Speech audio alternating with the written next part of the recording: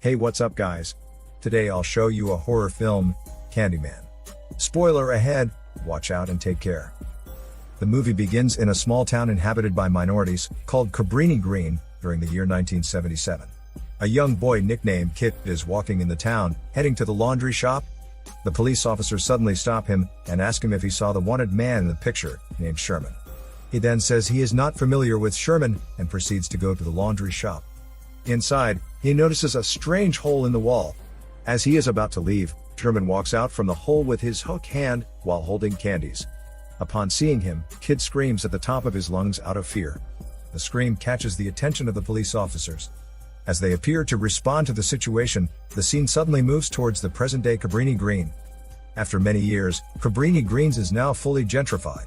The community tower is torn down, and most of its poor inhabitants are driven away. In exchange, the rich people built newer buildings in the area.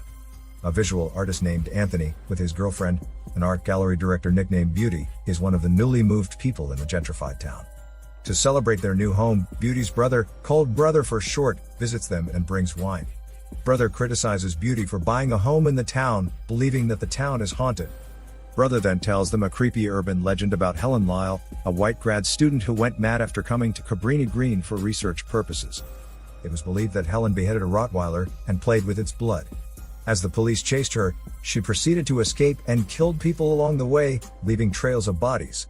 She then abducted a baby and attempted to sacrifice the baby during the annual Cabrini Green bonfire, but the residents were able to grab the baby from her. After that, she walked right into the fire to burn herself, sacrificing herself instead.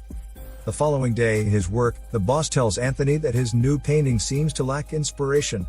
The boss then suggests utilizing the history of Anthony's racial community as an inspiration for his new art. Anthony realizes that he can take a look at the history of Cabrini Green's black community for inspiration. He then browses the internet to read articles about the community. After learning about it, he goes to visit the remaining old structures of the former Cabrini Green. As he takes a picture of the abandoned church, a bee suddenly stings him, creating a mark on his hand. After that, he comes to the old fenced houses, finding most of them completely abandoned, a concrete sign that the black community are driven away from there. But among the abandoned houses, there are still few remaining members of the black community that still tries to settle there, despite the apparent discrimination. One of them is Kid, who is now a grown-up and owns a laundromat. Anthony fortuitously encounters Kid, who agrees to reveal the mystery behind the story of Helen Lyle. Kid reveals that Helen comes to Cabrini Green, looking for the urban legend Candyman. In response, Anthony asks Kid about Candyman. For Kid, Candyman is Sherman, who got wanted by the police. It turns out that the police wrongfully accused the hook-handed Sherman because of his race. He was accused of putting razor blades on candies, which were accidentally eaten by a white girl, leading to her death, unfortunately. To avoid the police, Sherman hid behind the walls of the laundromat. Everyone fears Sherman during that time, so the young, innocent Kid alerted the police upon seeing him. The police then swarmed to unjustly beat Sherman, leading to his gruesome death. And weeks later, everyone realized that Sherman was innocent, since they found more razor blades and candies, despite his death.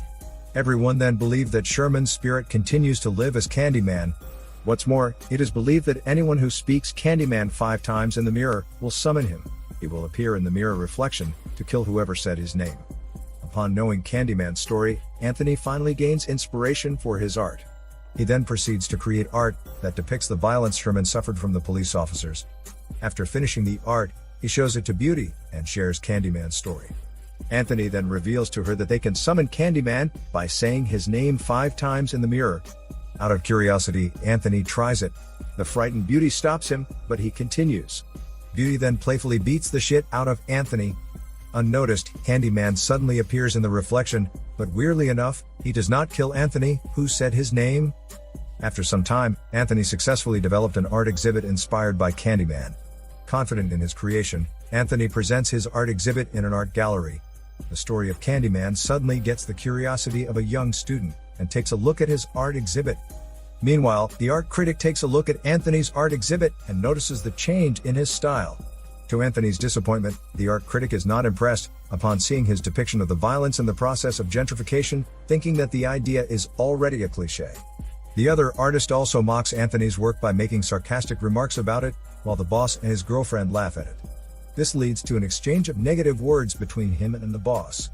That night, as the boss and his girlfriend express their disappointment in Anthony's work, they suddenly get curious about Candyman.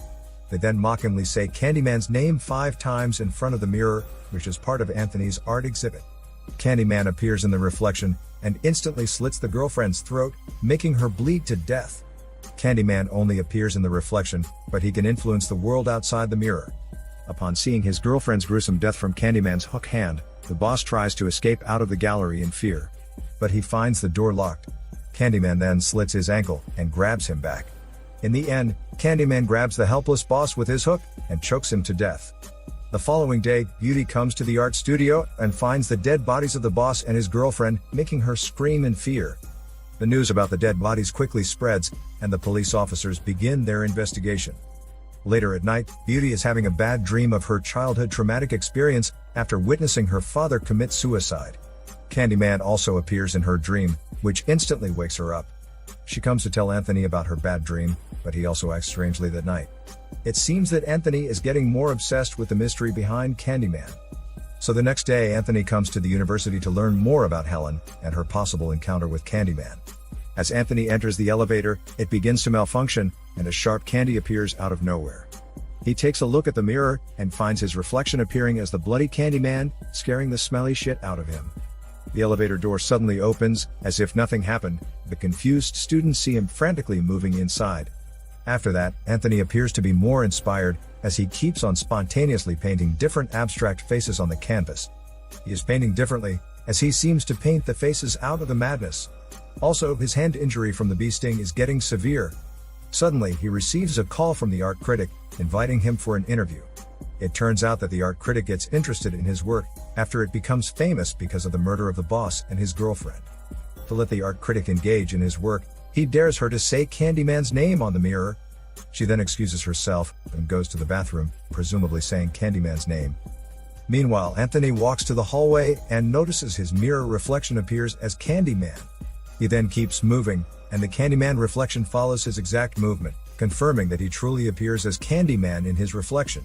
In fear, he runs out of the apartment, leaving the art critic alone in her apartment.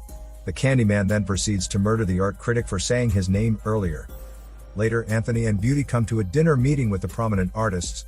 During the dinner, everyone reads the news about the art critic's name, and Anthony turns out to be the suspect, as he is the last person to come into her apartment.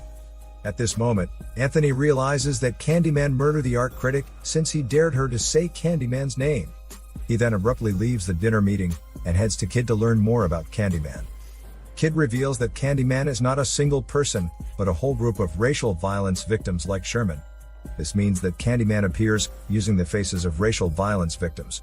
This implies that Candyman, as an urban legend, is a representation of generational violence experienced by the community. Apparently, the faces painted by Anthony out of his madness are the different faces that appear to be Candyman. Kid then shares to Anthony the origin of Candyman. It turns out that the original Candyman was a prominent painter during the 1890s who committed the greatest sin of that time, that is, to fall in love with a white woman. Upon finding out about their affair, the white woman's father hired men to punish the painter by cutting off his arms and placing a hook in exchange. After that, the hired men put honey on his body and let the bees sting him. They then burned him in front of a crowd, leading to his painful death. This explains why Candyman appears with a hand hook and is always accompanied by bees. After that, Anthony comes home and finds Beauty taking a look at his paintings, which depict the different forms of Candyman. So he warns Beauty not to take a look at it. He informs the confused Beauty that Kid told him he possibly brought Candyman back to reality. To prove to Anthony that Candyman is not real, Beauty attempts to summon him in the mirror. But Anthony angrily smashes every mirror to prevent her. She then gets scared upon seeing Anthony behave like a madman, and she leaves him alone in their apartment. The next day, the student who saw Anthony's art exhibit dares her friends to summon Candyman in the restroom mirror. They then say his name in front of the mirror. As they are about to leave, they find the door locked. Candyman then kills the trapped naughty students one after the other. The restroom then gets filled with screams and blood from the students. In the meantime, Anthony comes to the hospital in Cabrini Green to get checked, since his bee-sting wound started to spread throughout his body. The doctor welcomes him back, saying he was born in that hospital. He is surprised upon hearing it, since her mother tells him that he was born in a hospital in another town. After realizing that his mother lied to him, he confronts his mother, asking her why she lied about his birthplace. His mother then reveals that she only lied to protect him from his dark past, so he would grow up living a normal life.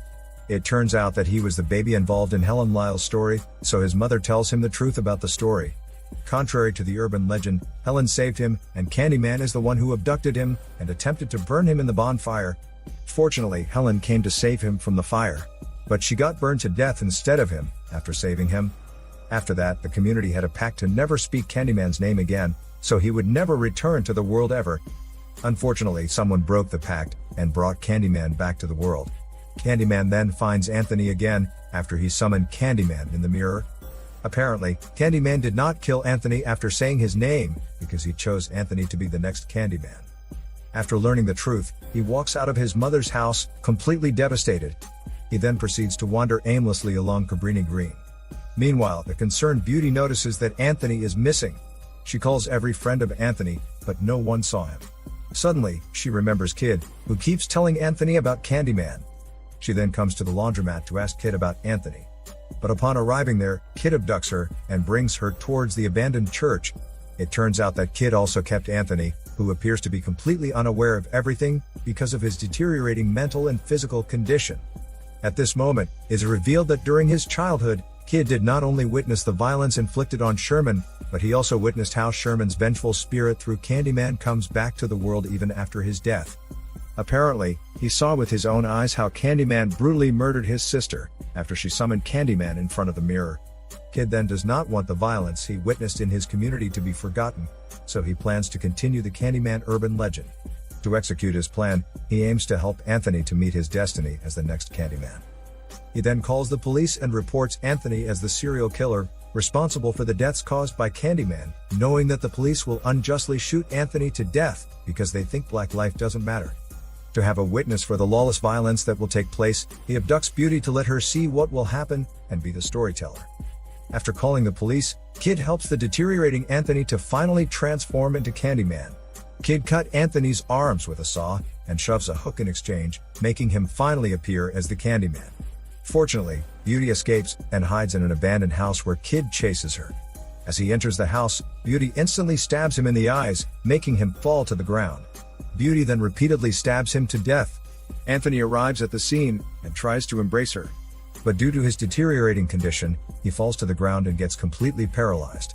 In a few moments, the police finally arrive and instantly shoot the helpless Anthony to death without asking questions. Beauty then witnessed the lawless violence unraveling with her own eyes. The police then bring the handcuffed Beauty outside. The police chief arrives and puts her in the SUV. The police chief blackmails her into testifying against Anthony. If she refuses to testify against him, the police will put her in prison. Completely horrified by the lawlessness of the police, she decides to summon Candyman, hoping he will appear to kill them.